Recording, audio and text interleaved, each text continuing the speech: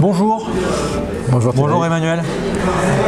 Aujourd'hui, donc on va traiter du prélèvement à la source. On va chacun se présenter rapidement. Alors pour ma part, vous me connaissez, je suis agent spécial en finance, business, investissement. J'ai un cabinet d'assurance depuis une grosse huitaine d'années.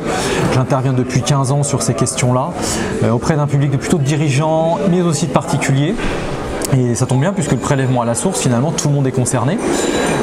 Et donc j'aimerais avoir avec la parole d'un expert, et en l'occurrence expert comptable, quelques précisions d'informations et qui bien sûr auront encore plus de poids que ce que moi je peux raconter.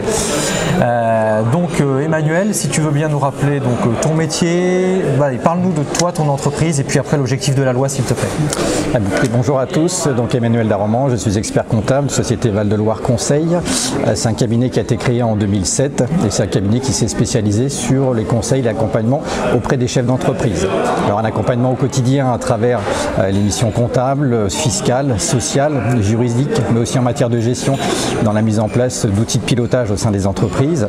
Et puis aussi un accompagnement plus spécialisé autour de tout ce qui tourne la création et la reprise d'entreprise, les entreprises aussi en difficulté, tout ce qui est optimisation fiscale et transmission d'entreprise. Voilà, c'est une équipe de 90 collaborateurs qui sont effectivement chacun spécialisés dans le champ d'intervention. D'accord, donc tu connais bien ton sujet, que ce soit à la fois pour accompagner des clients eux-mêmes avec des mains qui sont concernés directement par le prélèvement à la source, mais également parce que tu as un certain nombre de collaborateurs. Donc ça, c'est ça qui m'intéresse également et qui va intéresser ceux qui vont bien vouloir nous écouter. Tu peux nous rappeler l'objectif de cette loi finalement? Donc l'objectif de la loi, c'est effectivement pour l'administration fiscale de supprimer le décalage qui existe entre la perception des revenus et le paiement de l'impôt. Donc effectivement, c'est de ramener une collecte de l'impôt en temps réel par rapport à la perception des revenus des particuliers ou différents chefs d'entreprise. D'accord. Moi, les clients chefs d'entreprise que j'ai me demandent souvent s'ils doivent ou non s'augmenter en 2018. Qu'est-ce que tu as à leur répondre? Alors, par rapport à l'année 2018, donc effectivement, du fait qu'on parle de l'année blanche, alors on en parlera peut-être un petit peu plus en détail après, mais concernant 2018, et la première chose qu'il va falloir regarder, c'est que par rapport à 2018, quels ont été les revenus au regard des 3 dernières années, puisque l'administration fiscale va regarder si votre revenu est considéré comme un revenu normal ou exceptionnel, en s'appuyant sur le revenu le plus important des 3 dernières années, donc 2015, 2016, 2017. Donc si votre revenu est inférieur à l'une de ces 3 années, la première question, ça sera de dire est-ce que je peux me mettre au moins au même niveau que le revenu le plus important au cours de ces 3 dernières années, avec bien entendu aussi un regard, quels sont les impacts sur le plan social, et est-ce que la société va pouvoir supporter une augmentation de ma rémunération et une répercussion d'augmentation des charges sociales. Donc en fonction de cette situation, on sait que si on peut s'aligner sur le revenu le plus important, effectivement il n'y aura pas d'impact fiscal, vous serez bien effectivement dans une exonération en tout cas de votre fiscalité 2018. Et si c'est votre revenu 2018 est déjà au même niveau, le deuxième point c'est est-ce que je peux m'augmenter ma rémunération sur 2018 et quel en sera l'impact fiscal. Alors ce qu'il va falloir regarder, de quel niveau, pareil l'impact social sur la société, est-ce qu'elle va pouvoir supporter une augmentation de rémunération et une augmentation des charges sociales, avec en point de mire, puisque c'est l'administration fiscale, c'est ce qu'elle a essayé de faire, pour éviter effectivement qu'il y ait d'abus et que les gens se donnent une rémunération un petit peu exceptionnelle sur 2018 et reviennent sur 2019 à une rémunération plus faible, c'est de regarder effectivement quel va être l'impact fiscal, puisqu'on n'aura pas une exonération des revenus, il y aura un impôt complémentaire à payer sur 2018 au regard de ces augmentations de revenus, sauf si vous pouvez justifier en 2019 d'un revenu qui sera au moins égal à celui de 2018. Donc si effectivement vous êtes en mesure de pouvoir vous augmenter en 2018, on en connaîtra les conséquences fiscales, mais qu'en 2019 vous pourrez avoir le même niveau de revenu, vous pourrez effectivement demander un complément de crédit d'impôt qui va être calculé, que vous n'aurez pas obtenu en 2018, vous pourrez demander la restitution sur 2019. D'accord. Est-ce qu'il faut ou pas que je continue à verser sur des dispositifs qui étaient jusque-là des réductions d'impôts, je pense au PERP notamment? Alors PERP, c'est vrai que par rapport à cette situation... Madelin pour les pros, non salariés. Voilà, tout ce qui est effectivement PERP ou tout ce qui donne lieu à une déduction, parce qu'effectivement on a différentes graduations, on a la déduction sur les revenus imposables, tels que tout ce qui est versement de PERP ou Madelin, ça vient effectivement en diminution de vos revenus. Après on a la réduction d'impôt, on en parlera peut-être après, le Pinel. La question est tout aussi importante. Qui sera lui une réduction d'impôt, donc la différence avec les réductions d'impôt, c'est que effectivement ça vient diminuer votre impôt, mais si jamais le montant de réduction d'impôt est supérieur à un montant de l'impôt, il n'y a pas de restitution de cette réduction d'impôt. Et puis après, la phase au-dessus, c'est le crédit d'impôt, donc qui lui, pareil, s'il est supérieur par contre par rapport à votre impôt, lui est restituable. Donc c'est ce qui fait la différence entre une réduction d'impôt et un crédit d'impôt. Si on revient sur la partie PERP, la partie déduction, donc effectivement sur 2018, la question est-ce que je continue ou est-ce que je verse sur 2018 ? Du fait de la mise en place de l'année blanche, effectivement, on s'aperçoit que la partie, en tout cas l'intérêt fiscal du PERP, il n'y en a pas. Donc dans ce cas, effectivement, le versement, on sait qu'on n'aura pas de répercussion sur le plan fiscal, donc il y a moins d'intérêt à le faire.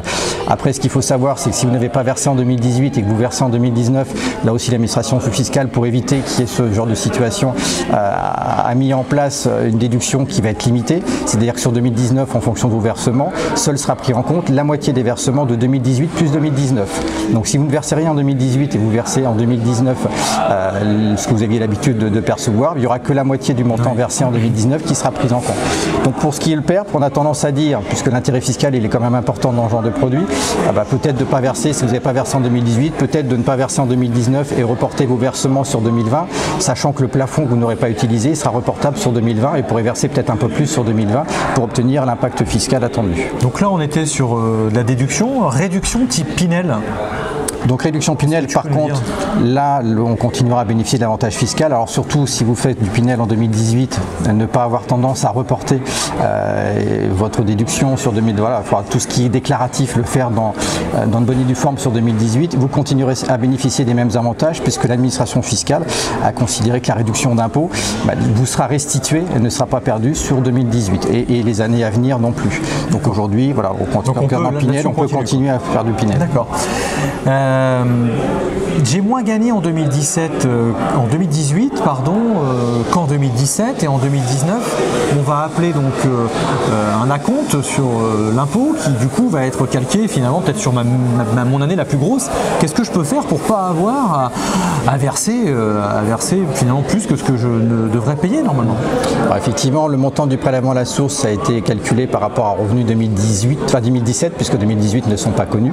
Donc c'est effectivement qu'on a 2018 mais surtout 2019, si vos revenus 2019 seront moindres, enfin vous pensez qu'ils seront moindres que sur 2017, il vous sera possible à partir du 2 janvier, puisque c'est l'ouverture du site ne se fera qu'à partir du 2 janvier 2019. .gouv.fr, impôt.gouv.fr. Voilà, sur votre espace personnalisé, ou alors aller voir l'administration fiscale, et sachant qu'aussi l'administration fiscale a mis un numéro en disponibilité pour pouvoir échanger et poser des questions par rapport aux modulations, mais il vous sera possible de moduler, de demander une réduction soit de votre taux ou des acomptes en fonction du type de revenu que vous percevez, pour pouvoir les ajuster un peu plus précisément, sous votre responsabilité bien entendu, parce que si s'avérait que vous avez baissé votre taux alors que vos revenus 2019 étaient relativement identiques à 2017, vous serez bien entendu pénalisé et rattrapé avec des majorations et des pénalités par rapport à cette action. Alors ça me permet du coup d'introduire l'autre question.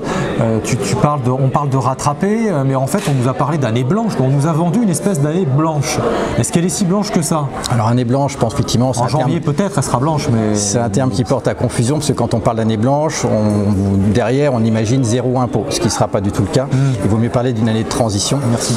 Et effectivement, ce qu'il faut savoir, c'est que seuls les revenus dits impôts normaux vont effectivement faire l'objet du crédit d'impôt, ce fameux crédit d'impôt de la modernisation du recouvrement, puisque je vous rappelle que 2018, vous ferez, mais comme les années ultérieures, vous ferez toujours votre déclaration de revenus sur lequel sera calculé un impôt, mais pour 2018, cet impôt sera neutralisé à travers un crédit d'impôt donc de la modernisation du recouvrement qui a pour vocation justement à éviter une double taxation des revenus, puisque 2018 on a payé sur 2017 et 2019 on va payer sur 2019. Donc pour ne pas avoir une double imposition, il y a effectivement ce crédit d'impôt qui a été mis en place.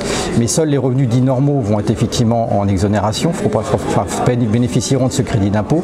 Or les revenus exceptionnels, donc si vous effectivement vous augmentez vos revenus, tout ce qui est lié à la distribution de dividendes, tout ce qui est lié aux revenus de capitaux mobiliers, aux plus-values mobilières ou autres, il n'y a pas du tout d'exonération sur cette partie-là. Vous continuerez à être taxé normalement selon les taux qui sont en vigueur.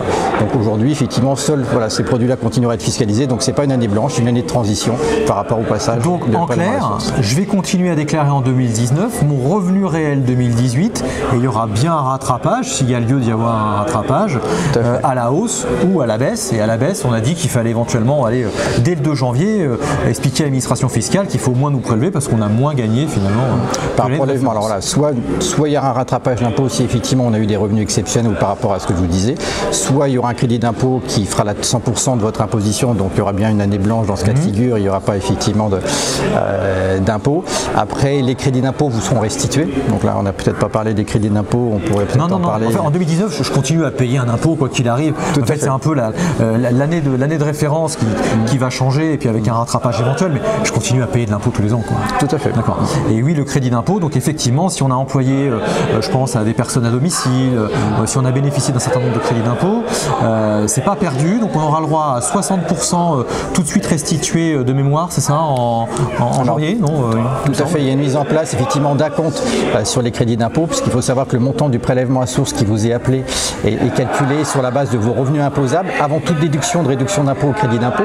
Donc effectivement, pour éviter d'avoir une avance de trésorerie plus importante, l'administration fiscale a mis en place un acompte sur les crédits d'impôt de 60% que vous percevez en janvier, et le solde qui sera effectivement perçu au moment de votre déclaration de revenus, qui sera déposé en avril, et donc le calcul de l'impôt qui devrait avoir lieu en juillet 2019. Et cet acompte des 60%, effectivement, c'est en référence toujours pareil en 2017. Donc si en 2017 vous avez bénéficié de crédit d'impôt lié à l'emploi à domicile ou les frais de garde pour enfants, y compris la réduction d'impôt dans le cadre de la loi Pinel, donc vous allez bénéficier d'un acompte de 60% qui vous sera versé en janvier 2019. Si maintenant vous n'avez rien eu ou rien versé en 2017 et que vous avez versé vos crédits d'impôt en 2018, malheureusement en 2019 vous ne percevrez pas d'acompte.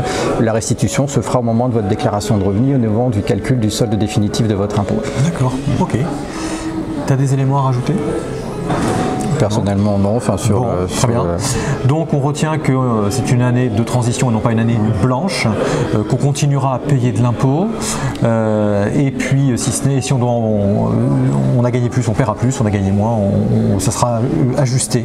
Donc là-dessus, voilà, il n'y a pas de cadeau en fait. Finalement. Non. Et après, effectivement, il faut être vigilant par rapport aux revenus. Alors, tout ce qui est dans le cas des revenus salariés, dans le cas des revenus de retraite, des pensions et autres, là, l'ajustement, il se fait par rapport à la perception des revenus. C'est un peu le fondement de la loi, c'est de pouvoir ajuster le montant des impôts au regard des revenus perçus. Maintenant, effectivement, pour tout ce qui est dans le cadre des revenus fonciers, dans le cadre des rémunérations des dirigeants d'entreprise qui sont effectivement sous un régime TNS et autres, où là, on est bien dans un système d'acompte mensuel ou trimestriel, suivant le choix que vous avez fait. Mais là, effectivement, vous pourrez réajuster si jamais voilà, vous sentez que vos revenus 2019, ne pas hésiter à les modifier votre taux sur l'espace impôt.gouv à partir du 2 janvier, sachant que l'impact ne sera pas immédiat, puisque l'administration fiscale va prendre à peu près un délai maximum de 3 mois pour réajuster un peu ses prélèvements et autres. Et taux, ça peut être un peu plus rapide, mais laissons à peu près un délai de 3 mois de réajustement par rapport à ces taux-là. Donc effectivement, veillez à voir si jamais vos revenus changent, de pouvoir anticiper éventuellement ce changement à travers vos taux d'imposition. Merci Manuel. Merci à toi pour ton invitation. Je vous invite à partager cette vidéo auprès de gens qui seraient plus sensibles à ce type d'informations, à la liker, à faire des commentaires, à m'envoyer des mails également si vous avez des questions un peu plus pointues et que vous souhaitez avoir d'autres informations dans l'avenir.